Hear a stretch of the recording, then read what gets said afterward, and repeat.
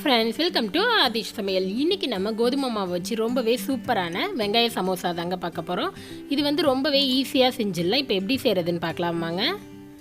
அதுக்கு ஃபஸ்ட்டு நம்ம மாவு பிசைஞ்சிடலாம். ஒரு பவுலில் 1 கப் அளவு கோதுமை மாவு சேர்த்துக்கலாம். இதில் நீங்கள் வந்து மைதா மாவில் கூட செய்யலாம். கோதுமை மாவில் செஞ்சாலும் டேஸ்ட் வந்து அதே மாதிரி தான் இருக்கும். தேவையான அளவு உப்பு சேர்த்துக்கோங்க. ஒரு அரை ஸ்பூன் சேர்த்துக்கலாம். 1 டேபிள் ஸ்பூன் கிட்ட எண்ணெய் சேர்த்துக்கோங்க. இது எல்லாத்தையும் சேர்த்து விட்டு நல்லா மிக்ஸ் பண்ணி விட்டுருங்க. அந்த மாவோட எண்ணெய் உப்பு எல்லாம் ஒன்றா கலந்து வரணும்.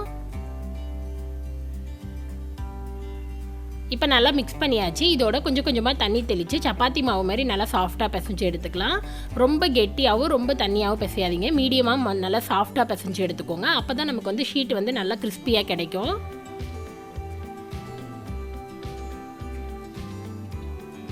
இப்போ நல்லா பிசைஞ்சாச்சு. இதில் ஒரு அரை டீஸ்பூன் அளவு எண்ணெய் சேர்த்து விட்டு மேலே நல்லா அப்ளை பண்ணி விட்டுருங்க. நல்லா பிசைஞ்சு விட்டுருங்க. அப்போ மாவு வந்து நல்லா காயாத இருக்கும் நமக்கு. இப்போ பாருங்கள், மாவு நல்லா சாஃப்டாக பிசைஞ்சாச்சு. இது ஒரு 10 நிமிஷம் அப்படியே ஊறட்டும். அதுக்குள்ளே ஸ்டஃபிங் ரெடி பண்ணிடலாம். அதுக்கு இங்கே ஒரு பவுலில் 4 மீடியம் சைஸ் வெங்காயத்தை இந்த மாதிரி நீல வாக்கில் ஸ்லைஸாக கட் பண்ணி நல்லா உதுத்து எடுத்துருக்கேன். இதை வந்து நம்ம வதக்க போகிறதில்ல, அப்படியே தான் பண்ண போகிறோம். இது ஆயிலில் ஃப்ரை பண்ணும்போது அந்த ஆனியன் நல்லா ஃப்ரை ஆகி டேஸ்ட் வந்து ரொம்பவே நல்லாயிருக்கும். இதோட நல்லா பொடியாக நறுக்கின கொத்தமல்லி தழை, தேவையான அளவு உப்பு சேர்த்துக்கோங்க. 1 டேபிள் ஸ்பூன் அளவு ரவை சேர்த்துக்கலாம். இது வந்து நல்லா க்ரன்ச்சியாக டேஸ்ட் வந்து ரொம்பவே நல்லாயிருக்கும். காரத்துக்கு தேவையான அளவு மிளகாய்த்தூள் நான் 1.5 ஸ்பூன் அளவு சேர்த்துக்கிறேன். இதோட ஒரு ஸ்பூன் அளவு தனியாத்தூள் சேர்த்துக்கோங்க. 1/4 டீஸ்பூன் அளவு மஞ்சள் தூள். அவ்வளோதாங்க. இப்போ இது எல்லாத்தையுமே சேர்த்து விட்டு நல்லா மிக்ஸ் பண்ணிட்டுலாம். தண்ணி எதுவுமே சேர்க்க தேவையில்ல. வெங்காயில் இருக்கிற ஈரப்பதமே போதுமான அளவாக இருக்கும் நமக்கு. இதை நல்லா மிக்ஸ் பண்ணி விட்டுருங்க. இப்போ நல்லா மிக்ஸ் பண்ணி எடுத்தாச்சு. நமக்கு ஸ்டஃபிங் வந்து சூப்பராக ரெடி ஆகிடுச்சு. இது ஒரு சைடு இருக்கட்டும். நம்ம மாவு ஒட்டுறதுக்கு மைதா பேஸ்ட் ரெடி பண்ணிடலாம். அதுக்கு ஒரு பவுலில் 1 டேபிள் ஸ்பூன் அளவு மைதா மாவு சேர்த்துக்கோங்க. ஒரு அரை கிளாஸ் அளவு தண்ணி சேர்த்து விட்டு இதை கெட்டி எதுவுமே இல்லாத நல்லா மிக்ஸ் பண்ணி எடுத்துக்கோங்க. இப்போ பாருங்கள், நல்லா மிக்ஸ் பண்ணி எடுத்தாச்சு. இந்த மாதிரி நல்லா பேஸ்ட்டாக ரெடி பண்ணி எடுத்துக்கோங்க. இதுதான் வந்து நம்ம சமோசா ஒட்டுறதுக்கு ரெடி பண்ணிக்கணும். அடுத்தது மாவு பிசைஞ்சிடலாம். இங்கே மாவும் வந்து ஒரு 10 நிமிஷம் நல்லா ஊறிடுச்சு, நல்லா சாஃப்டாக. இப்போ இதை கையால் நல்லா 1 நிமிஷத்துக்கு பிசைஞ்சிக்கோங்க. இப்போ நல்லா பிசைஞ்சாச்சு. இப்போ இதை சின்ன சின்ன உருண்டையாக உருட்டிக்கலாம். ரொம்ப பெருசாக உருட்ட தேவையில்ல, மீடியம் சைஸ் உருண்டையாக உருட்டிக்கலாம். இந்த அளவில் நம்ம 2 சமோசா ஷீட் செய்யலாங்க. இதை வந்து நல்லா கையில் வச்சு எந்த விரிசலும் இல்லாத நல்லா உருட்டிக்கோங்க. இப்போ பாருங்கள், சூப்பராக ரெடி ஆகிடுச்சு. இதே போல் மாவு எல்லாத்தையுமே நல்லா உருண்டையாக உருட்டி எடுத்துக்கலாம் நம்ம.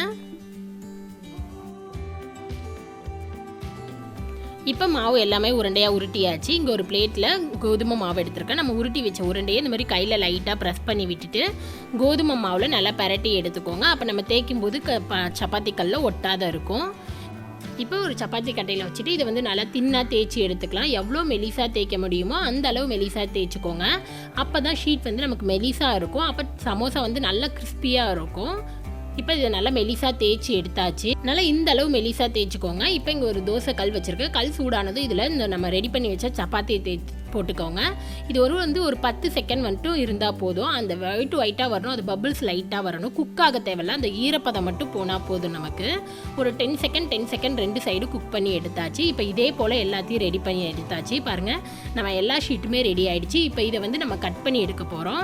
இந்த அளவுக்கு நல்லா தின்னாக தேய்ச்சிக்கோங்க. நல்லா டிரான்ஸ்பரண்ட்டாக இருக்கணும். அப்போ தான் கிறிஸ்பியாக இருக்கும் சமோசா நமக்கு.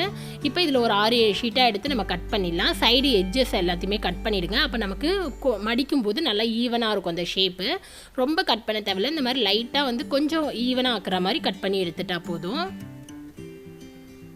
இப்போ நம்ம கட் பண்ணின எட்ஜஸ் எல்லாத்தையுமே எடுத்து ஒரு சைடில் வச்சுருங்க. அதை வந்து பொடி பொடியாக கட் பண்ணி சிப்ஸ் மாதிரி கூட குழந்தைங்களுக்கு போட்டு கொடுத்துக்கலாம். இந்த கட் பண்ண எக்ஸ்ட்ரா பகுதியை குழந்தைங்களுக்கு நம்ம சிப்ஸ் மாதிரி கூட போட்டுக்கலாம். பாருங்கள், நம்மளோட ஷீட் ரெடி ஆகிடுச்சு. இப்போ இதை வந்து நம்ம 2ஆக கட் பண்ணி எடுக்க போகிறோம். இந்த மாதிரி சென்டராக 2ஆக கட் பண்ணிக்கோங்க. அவ்வளோதான், நம்மளோட சமோசா ஷீட் வந்து ரெடி ஆகிடுச்சு. இதை நீங்கள் ஃப்ரிட்ஜில் கூட 1 வீக் வந்து ஸ்டோர் பண்ணிக்கலாம். ரொம்பவே சூப்பராக இருக்கும். வேணுங்கிறப்ப செஞ்சுக்கலாம். இப்போ இதில் நம்ம சமோசா எப்படி ஃபோல்ட் பண்ணுறதுன்னு பார்க்கலாங்க. இப்போ ஒரு ஷீட் எடுத்துகிட்டு இந்த மாதிரி கையில் ட்ரையாங்கிள் மாதிரி ஃபோல்ட் பண்ணிக்கோங்க. நம்ம இந்த சைடில் வந்து நம்ம மைதா பேஸ்ட் அப்ளை பண்ணணும். ஏன்னா இங்கே வந்து ஒட்ட போகிறோம். நம்ம இந்த மாதிரி நல்லா மடித்து விட்டுட்டு லைட்டாக கையில் ப்ரெஸ் பண்ணிங்கனாலே வந்து ஒட்டிக்கும். பாருங்கள், இப்போ நம்ம கரெக்டாக ஒரு கோன் ஷேப்பில் வந்துடுச்சு. இதுக்கு நடுவில் நம்ம ரெடி பண்ணி வச்ச ஸ்டஃபிங்கை 1லேருந்து 2 ஸ்பூன் கிட்ட வச்சுக்கோங்க. உங்களுக்கு எவ்வளோ ஸ்டஃபிங் தேவையோ அந்த அளவு வச்சுக்கலாம். இப்போ இதை வச்சுட்டு நல்லா கையால் வந்து ஈவனாக ஸ்ப்ரெட் பண்ணி விட்டுருங்க. இப்போ அதுக்கு மேலே எக்ஸ்ட்ரா இருக்கிற ஷீட்டில் வந்து நம்ம மைதா பேஸ்ட் வந்து அப்ளை பண்ணிக்கலாம். இதை வந்து கரெக்டாக ஃபோல்ட் பண்ணிக்கோங்க. நமக்கு நல்லா ஃபோல்ட் பண்ண கரெக்டாக வரும். அவ்வளோதான் பாருங்கள், சூப்பராக ஃபோல்ட் பண்ணியாச்சு. இதை வந்து லைட்டாக கையால் ப்ரெஸ் பண்ணி விட்டிங்கன்னா நல்லா ஒட்டிக்கும். அவ்வளோதான் நம்மளோட சூப்பரான சமோசா வந்து ரெடி ஆகிடுச்சுங்க. இதே போல் எல்லா சமோசாவையும் நம்ம ரெடி பண்ணி எடுத்துகிட்டு ஆயிலில் ஃப்ரை பண்ணிடலாம். உங்களுக்கு ஸ்டஃபிங் வேணும் அப்படின்னா வேறு ஆலு கூட வச்சு பண்ணலாம், இல்லை வெஜிடபிள்ஸ் கூட வச்சு பண்ணலாம். உங்களுக்கு என்ன மாதிரியான ஸ்டஃபிங் வேணுமோ நீங்கள் அந்த மாதிரி ஸ்டஃபிங் ரெடி பண்ணி இதே ப்ரொசீஜரில் நீங்கள் செஞ்சுக்கலாம். இதை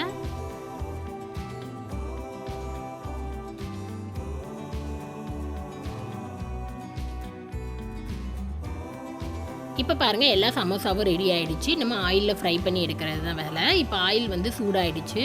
இப்போ நம்ம ரெடி பண்ணி வச்ச ஆயிலில் வந்து இதை வந்து ஒவ்வொரு சமோசாவை சேர்த்துக்கோங்க. அடுப்பை மீடியம் ஃப்ளேமில் வச்சுட்டு சமோசாவை சேர்த்துக்கோங்க. அப்போ தான் ரொம்ப நேரம் நல்லா வெந்து வரும். இல்லைன்னா சீக்கிரம் செவந்துருமே தவிர கிறிஸ்பியாக இருக்காது, சாஃப்டாக இருக்கும். நல்லா மீடியம் ஃப்ளேமில் வச்சு நல்லா கோல்டன் ப்ரௌன் கலருக்கு வரணும். நல்லா பரட்டி போட்டு நல்லா கிறிஸ்பியாக வர்ற வரையும் நம்ம ஃப்ரை பண்ணி எடுத்துக்கலாம்.